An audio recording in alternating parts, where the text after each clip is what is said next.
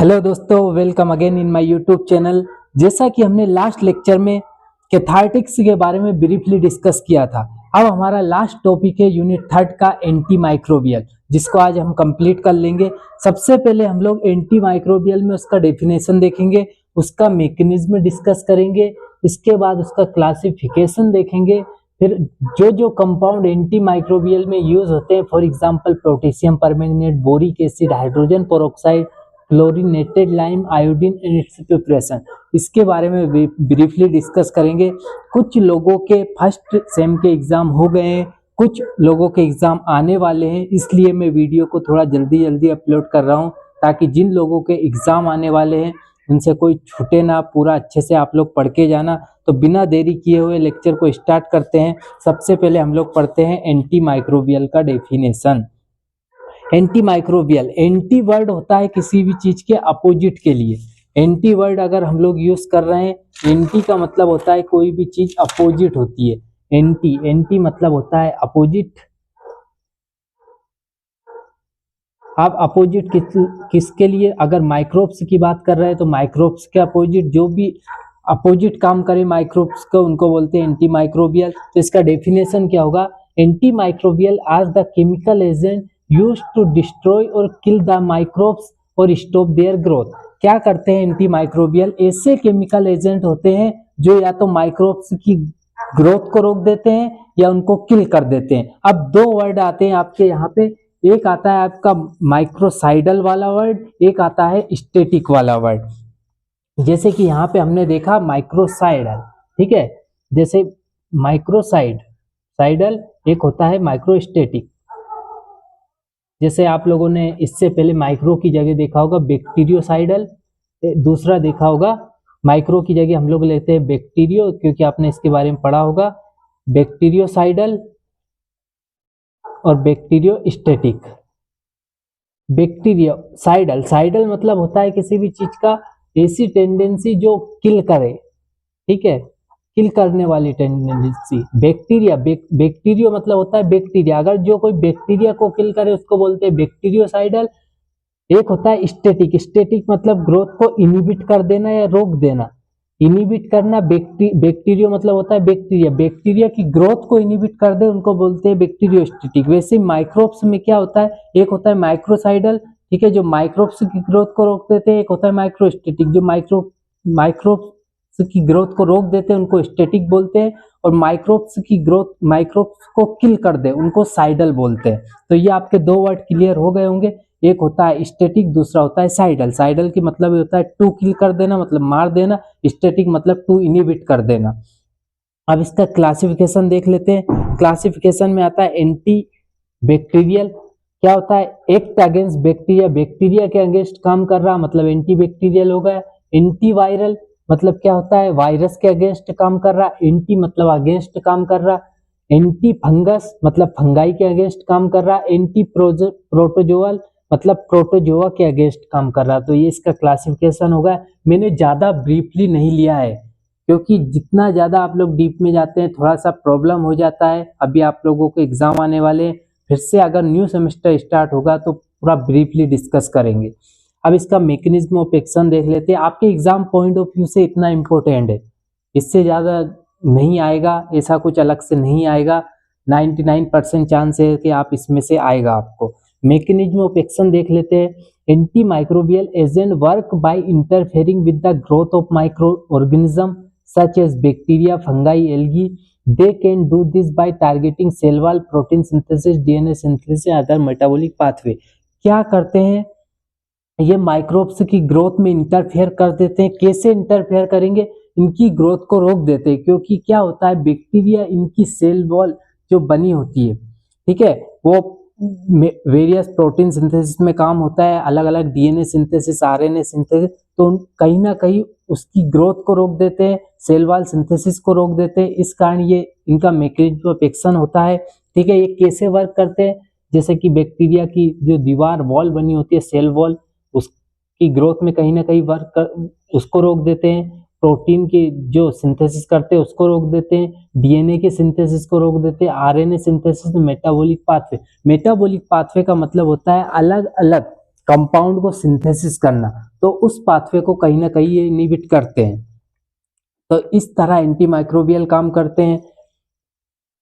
क्योंकि एग्जाम्पल के लिए जैसे हम लोग भी खाना खाते हैं तो हमें कहीं ना कहीं से एनर्जी चाहिए होती है। अगर फॉर एग्जाम्पल के लिए हम जहाँ से खाना खाते हैं, हम जो रोटी बनाते हैं उसको रोटी ना बनाए तो कैसे काम चलेगा। वैसे माइक्रो ऑर्गेनिज्म में क्या होता है कि उनको कहीं ना कहीं किसी मेटाबॉलिक पाथवे के द्वारा अपना खाना मिलता होगा, उसी पाथवे को हम लोग रोक दें एंटी माइक्रोबियल देके। तो इसी तरह जैसे हमारे ऊपर वर्क करता है कोई चीज, कोई अगेंस्ट हमारे वर्क करता है, वैसे ही माइक्रोब्स के अगेंस्ट भी वर्क करता है जिनको हम एंटी माइक्रोबियल बोलते हैं। अब सबसे पहले कंपाउंड के बारे में पढ़ते हैं, पोटेशियम परमैंगनेट। इसका मोलिकुलर फॉर्मूला होता है KMnO4, मोलिकुलर वेट होता है 158.03। अगर इसको प्रिपेयर करना है तो कैसे प्रिपेयर करेंगे, मैग्नीज ऑक्साइड को पोटेशियम हाइड्रोक्साइड और ऑक्सीजन के साथ हीट करके आपका पोटेशियम परमैंगनेट बन जाएगा। दूसरा, K2MnO4 का रिएक्शन हाइड्रोक्लोरिक एसिड से साथ कराएंगे तो आपका पोटेशियम परमैंगनेट बन जाएगा, मैग्नीज ऑक्साइड निकल जाएगा। दो तरीके से इसको प्रिपेयर कर सकते हैं। अब इसकी इसकी प्रॉपर्टीज के बारे में देख लेते हैं। इसकी प्रॉपर्टीज क्या क्या होती है। It is a dark purple colour, it has a dark purple colour. कैसा कलर होता है इसका, पर्पल कलर होता है। इट इज अ ओडरलेस, कैसा होता है, ओडरलेस होता है। किसमें सोल्यूबल होता है, वाटर में सोल्यूबल है। इट डिकम्पोज अपॉन हीटिंग जब इसको करते हैं तो ये खराब हो जाता है, डिकम्पोज हो जाता है, मतलब खराब हो जाता है। इसकी जो प्रॉपर्टी है वो गायब हो जाती है। अब इसका यूज देख लेते हैं। It is used to treat various skin condition. किसमें यूज होता है, स्किन की कंडीशन को ट्रीट करने के लिए यूज होता है। It is used as antiseptic and mouth washes. कैसे यूज होता है, एंटीसेप्टिक एंड माउथ वॉशेस की तरह इसको यूज करते हैं। अब एंटीसेप्टिक क्या होता है, एंटीसेप्टिक एक होता है आपका डिसइंफेक्टेंट। दो वर्ड थोड़ा कोरिलेट है। जैसे आप बोरोप्लस यूज करते हैं तो वो बोलता है इसकी एंटीसेप्टिक प्रॉपर्टी है, मतलब वो कहीं ना कहीं माइक्रोब्स की ग्रोथ को रोक दे रहा है। एंटीसेप्टिक का मतलब भी ये होता है, एंटी मतलब अपोजिट, अगेंस्ट, सेप्टिक मतलब माइक्रो ऑर्गेनिज्म के अगेंस्ट काम कर रहा। तो एंटीसेप्टिक मतलब अगर आप लिविंग ऑर्गेनिज्म पे कोई चीज अप्लाई कर रहे हैं, ठीक है, माइक्रोब्स के अगेंस्ट, तो उसको बोलेंगे एंटीसेप्टिक। अगर नॉन लिविंग के ऊपर अप्लाई कर रहे हैं वो भी माइक्रोब्स को किल करेगा, डिसइंफेक्टेंट नाम दिए। पर क्या करते हैं कि घरों में जैसे फिनाइल का पोछा लगाते हैं, ठीक है, तो वो क्या होता है, डिसइंफेक्टेंट की तरह वर्क करता है। जबकि हम लोग हमारी बॉडी पे एंटीसेप्टिक यूज करते हैं, जैसे बोरोप्लस यूज करते हैं, तो हम लोग लिविंग थिंग पे यूज कर रहे हैं। तो ये दोनों में डिफरेंस हो गया। अब अगला होता है माउथ वॉशेस। माउथ वॉशेस मतलब मुंह को रिंस, ओरल रिंस जिसको बोलते हैं, मतलब मुंह को साफ करने के लिए। It is used as antidote in barbiturate poisoning. किसमें यूज होता है, बार्बिचुरेट की पॉइजनिंग। एक बार्बिचुरेट आप लोगों का फार्माकोलॉजी वाला पार्ट है, ठीक है। बार्बिचुरेट कुछ ड्रग होती है, ठीक है, सेडेटिव हिप्नोटिक में आपके आगे आएगा, जो क्या करती है, अगर ज्यादा अमाउंट पे आप लोगे तो वो एंटीडोट की तरह, मतलब उसको पॉइजन के इफेक्ट को कम कर देगा, कहीं ना कहीं उसके इफेक्ट को रोक देगा, जिससे आप पॉइजन जो लिया हुआ होगा लॉन्ग इफेक्ट देगा उसको कम कर देगा। Use to synthesise and react with organic compound. क्या करता है, बहुत सारे ऑर्गेनिक मटेरियल की सिंथेसाइज में भी यूज होता है, उनको बनाने में यूज होता है, और बहुत सारे रिएक्शन के लिए एज ए रिएजेंट भी यूज करते हैं। आपका पोटेशियम परमैंगनेट कंप्लीट हो गया। अब नेक्स्ट देखते हैं बोरिक एसिड के बारे में। बोरिक एसिड का मोलिकुलर फॉर्मूला होता है H3BO3। इसका मोलिकुलर वेट होता है 61.8। इसका प्रिपरेशन देख लेते हैं। Metaboric acid react with water. First उसमें मेटाबोरिक एसिड HBO2 वाटर के साथ रिएक्शन करके आपका बोरिक एसिड बनाता है। सेकंड होता है टेट्राबोरिक एसिड H2B4O7। टेट्राबोरिक एसिड वाटर के साथ रिएक्शन करके बोरिक एसिड बनाता है। अब इसकी प्रॉपर्टीज देख लेते हैं। व्हाइट क्रिस्टलाइन सॉलिड होता है, कलरलेस, ओडरलेस होता है। It is soluble in water, water में सोल्यूबल है। It is having anti fungal antiseptic properties. कैसी प्रॉपर्टीज होती है, एंटी फंगल प्रॉपर्टीज, मतलब फंगाई के अगेंस्ट काम करेगा। एंटीसेप्टिक प्रॉपर्टीज होती है माइक्रो ऑर्गेनिज्म की अगेंस्ट भी काम करेगा। अब इसका यूज देख लेते हैं। Boric acid has antiviral, anti fungal and antiseptic properties in higher concentration used as a pesticide. कैसे यूज होता है? पेस्टिसाइड की तरह यूज होता है। मतलब कहीं ना कहीं आप लोगों का पेस्टिसाइड मतलब आपका एग्रीकल्चर वाला पार्ट है। पेस्टिसाइड मतलब खरपतवार, जो आपके खेतों में कभी कभी क्या होता है कि जो आप अनवांटेड चीजें ग्रोथ कर जाती है, तो उन्हीं को खत्म करने के लिए एज एग्रीकल्चर में भी इसको यूज करते हैं। तो आपका बोरिक एसिड कंप्लीट हो गया। अब हमारा अगला है हाइड्रोजन पर ऑक्साइड। हाइड्रोजन पर ऑक्साइड का मोलिकुलर फॉर्मूला होता है H2O2, मोलिकुलर वेट होता है 34। इसका प्रिपरेशन देखते हैं इसको कैसे बनाएंगे। Na2O2 का रिएक्शन जब H2SO4 से कराएंगे तो आपका हाइड्रोजन पर ऑक्साइड बन जाएगा और सोडियम सल्फेट निकल जाएगा। इसमें 20% आइस कोल्ड सॉल्यूशन लेंगे इसका। फिर BaO2 का रिएक्शन H2SO4 से कराएंगे तो आपका हाइड्रोजन पर ऑक्साइड बन जाएगा, बेरियम सल्फेट निकल जाएगा। अब इसका प्रॉपर्टीज देख लेते हैं। ये होता है कलरलेस होता है, ओडरलेस होता है, बिटर इन टेस्ट में होता है, it is soluble in water, water में सोल्यूबल होता है, बिटर टेस्ट मतलब कड़वा होता है। यूज कहाँ कहाँ यूज करते हैं इसका? It can be used as a disinfectant की तरह यूज होता है। डिसइंफेक्टेंट आपको बता दिया है।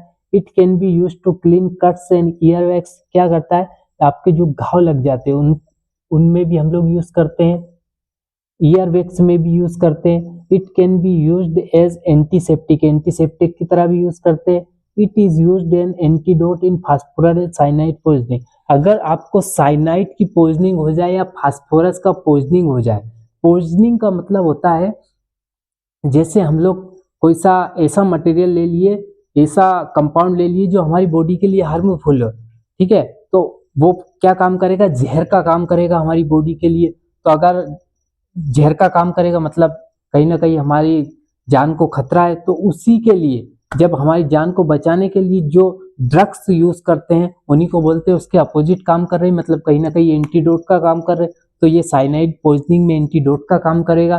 तो ये आपका हाइड्रोजन पेरोक्साइड कंप्लीट हो गया। अब पढ़ते हैं क्लोरीनेटेड लाइम, ठीक है। इसका मोलिकुलर फॉर्मूला होता है CaClO2, मोलिकुलर वेट होता है 142.98 मतलब 143 के समथिंग लिख सकते हैं हम लोग। इसका प्रिपरेशन मेथड देख लेते हैं। It is prepared by treating slaked lime with chlorinated gas at about 25 degree Celsius पर। क्या होता है treating slaked lime? Slaked lime का एक और नाम है कैल्शियम हाइड्रोक्साइड, भी इसी को बोलते हैं कैल्शियम हाइड्रोक्साइड, ठीक है।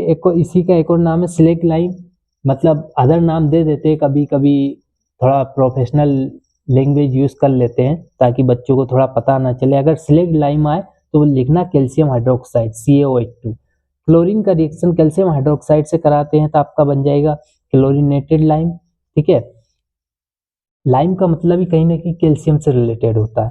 इसका प्रॉपर्टीज क्या होता है? सोल्यूबल वाटर में होता है, it is white or greyish white solid होता है, it is strong chlorine odour होता है, ठीक है। इसका यूज क्या होता है? It is use as a disinfecting agent, sterilising drinking water, water को साफ करने के लिए होता है, सर्जिकल ड्रेसिंग में भी यूज करते हैं, एंटीसेप्टिक की तरह भी यूज करते हैं। जैसा कि हमने अभी तक 3-4 जो भी कंपाउंड के बारे में पढ़े, कहीं ना कहीं किसी की डिसइंफेक्टेंट वाली एजेंट की तरह यूज हो रहा, कोई एंटीसेप्टिक की तरह यूज हो रहा, तो मतलब कहीं ना कहीं सिमिलर है।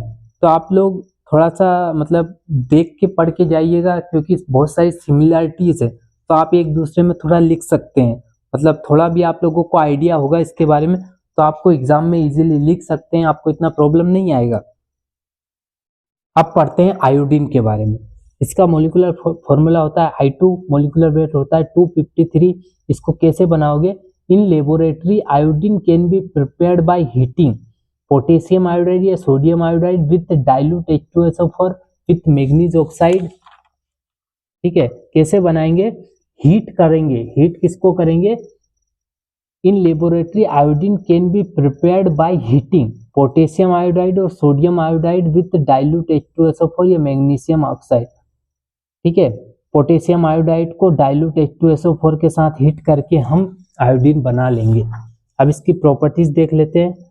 सॉलिड होता है रूम टेम्परेचर पे, डार्क ग्रे वॉयलेट कलर का होता है, मेल्टिंग पॉइंट 113.7 डिग्री सेल्सियस होता है, वाटर में सोल्यूबल है, react with metal to form iodides, ठीक है, मेटल के साथ रिएक्ट करके आयोडीन क्या बनाता है, आयोडाइड फॉर्म में कन्वर्ट हो जाता है। जैसे हम लोग बोलते हैं पोटेशियम आयोडाइड, वैसे अदर मेटल के साथ कन्वर्ट होकर ये आयोडाइड्स बना लेता है, ठीक है। नॉर्मल I2 होगा तो आयोडीन होगा, ठीक है, वैसे अगर किसी मेटल के साथ रिएक्ट करेगा तो क्या हो जाएगा, आयोडाइड्स हो जाएगा। अब यूज क्या होता है, यूज्ड एज ए डिसइंफेक्टेंट की तरह यूज होता है। आयोडीन डेफिशिएंसी में भी देंगे। Iodine is added to some table salt, ठीक है, सम टेबल सॉल्ट में भी यूज करते हैं। बोलते हैं ना आयोडीन युक्त नमक लो, तो ठीक है, उस हिसाब से हम लोग टेबल सॉल्ट में भी यूज करते हैं।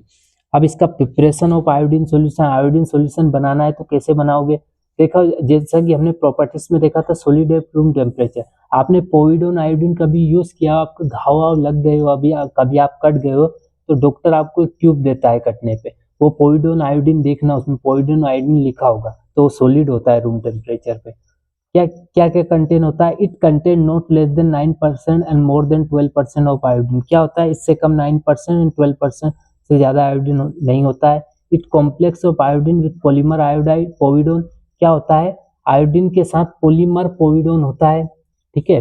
अब टिंचर ऑफ आयोडीन में क्या होता है, 2% of iodine and 2.54% potassium iodide in much dilute alcoholic solution, क्या होता है 2% आयोडीन सॉल्यूशन आयोडीन होता है एंड 2.4% पोटेशियम आयोडाइड होता है in much dilute alcoholic solution में, ठीक है। इसी को बोलते हैं टिंचर ऑफ आयोडीन का जो सॉल्यूशन बना होता है वो आयोडीन प्लस पोटेशियम आयोडाइड के इतने परसेंट से मिलकर बना होता है।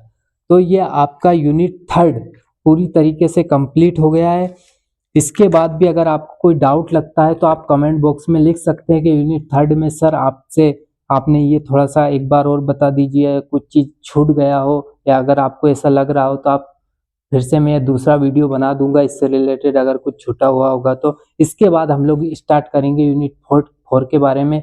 आप लोग जैसे लेक्चर डलते जा रहे हैं उनको डे वाइज देखते रहिएगा, अगर आपका जितना जल्दी टॉपिक कवर होगा उतना अच्छा है, आप अच्छे से रिवीजन कर सकते हैं। अगर वीडियो हेल्पफुल रहा हो तो आप अपने दोस्तों में ज़रूर शेयर करिएगा। Thank you for watching this video.